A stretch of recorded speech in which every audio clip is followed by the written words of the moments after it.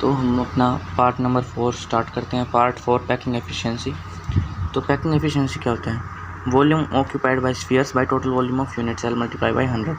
मतलब जितना वॉल्यूम जो है स्फीयर्स ने ऑक्यूपाई कर रखा है, बाय में total volume of unit cell, by में डिवाइड करेंगे जितना वॉल्यूम है पूरी यूनिट सेल का, मल्टीप्लाई बाय 100। तो आ जाएगी पैकिंग एफिशिएंसी। ये होता है पैकिंग एफिशिएंसी। इसके अंदर क्या है? 4/3 pi r cube. 4/3 pi r cube क्या है? Volume occupied by spheres. और उसके बाद ये ए क्यूब क्या है? ये है total volume of unit cell multiply by 100। तो ये हो जाएगा हमारा पैकिंग एफिशिएंसी। उसके बाद है packing efficiency on face centred unit cell, efficiency of body centred unit cell और efficiency of simple cubic unit cell. तो अभी के लिए तो आप ये पढ़ो, मैं इसको भी निकाल के दिखाऊंगा आपको। ये radius ratio in an octahedral words.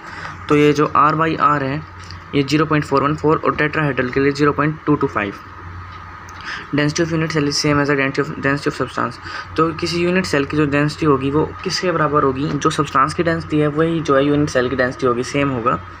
Relation between radius of constant particle edge length. देखो, तो ये हमारा होता है सिंपल क्यूबिक यूनिट सेल। इसमें जो पार्टिकल्स है कॉर्नर्स के ऊपर प्रेजेंट होते हैं। तो हमें क्या मानना है कि जो ये पार्टिकल्स हैं एक दूसरे को टच कर रहे हैं। कैसे कर रहे हैं? देखो जो मान लो कि ये पार्टिकल्स हैं, ये पार्टिकल्स और ये पार्टिकल्स एक दूसरे को टच कर रहे हैं, जैसे मैंने यहाँ पे बना के दिखा दिया। तो जो ब्लैक लाइन है ये किस चीज़ को शो कर रही है? ए को। ए मतलब साइड ऑफ दिस लेटिस। और जो ये इतने सी डिस्टेंस है सेंटर से लेके इसकी, ये जो है ये आर को शो कर रही है। आर के और ए के बीच में हमें जो है रिलेशन बताना है। तो रिलेशन बिल्कुल सिंपल आपको दिख भी रहा है कि एक आर ये है और एक आर ये है। तो 2R जो है 2R इज इक्वल टू ए। मतलब जो ए जो है side of this lattice is equal to 2R। जो साइड है वो 2R के बराबर है।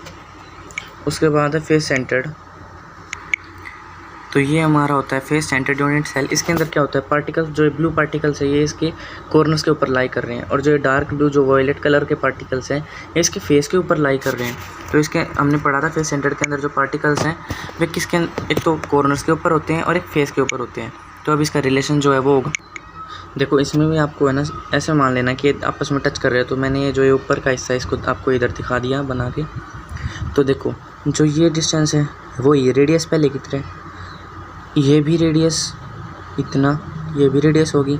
और जो बीच में है ये सेंटर से लेके इधर की और इधर की, ये हो जाएगी 2R। मतलब रेडियस प्लस रेडियस 2 रेडियस। तो टोटल कितनी रेडियस हो गई? 4R। और ये जो पूरी है, ये जो इतनी डिस्टेंस है ये क्या होती है? ये इस रेक्टेंगल के हिसाब से तो हाइपोटेन्यूज हुई ना, हाइपोटेन्यूज हुई। और ये होता है ए और ये भी होता है। मैं एक सेकंड दोबारा बना के दिखाता हूँ आपको। देखो, इसके अंदर ये जो साइड है ये ए हो गई, ये हो गई। तो ये कितना हो गया? अब यहाँ पे 90 डिग्री का एंगल है तो ये हाइपोटेन्यूज हो गया। और हाइपोटेन्यूज किसके बराबर होता है? A² plus A² that is base plus perpendicular square. यहाँ पे जो बेस और परपेंडिकुलर पे दोनों ए हैं। तो हाइपोटेन्यूज हो गया 2A²। और ये वैसे डिस्टेंस जो रेडियस के हिसाब से हमने निकाली थी 4R। तो 4R जो है वो किसके बराबर हो गया? 2A² के बराबर। दैट इज़, आप देखो इधर, देखो हाइपोटेन्यूज का स्क्वायर जो है किसके बराबर आ गया? 2A² के बराबर। तो हाइपोटेन्यूज किसके बराबर आ जाएगा? √2A²। That is equal to A√2। क्योंकि A² है तो A तो बाहर निकल जाएगा और यहाँ पे बच जाएगा √2। उसके बाद क्या है?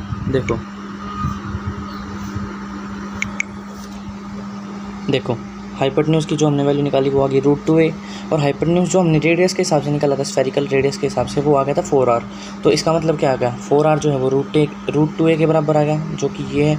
अब यहाँ से A और R में जब हम रिलेशन निकालेंगे तो वो आ जाएगा 2√2R का, मतलब 2√2R खाली, क्योंकि इसने वॉल्यूम दिखा रखा है, खाली 2√2R जो है वो रिलेशन आ जाएगा। वो कैसे आएगा? देखो,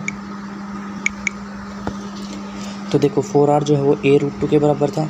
अब जो A है वो 4R/√2 के बराबर हो गया। इधर से ये √2 इधर आ गया। उसके बाद हमने 4 को क्या लिख दिया? 2 × 2 × R/√2।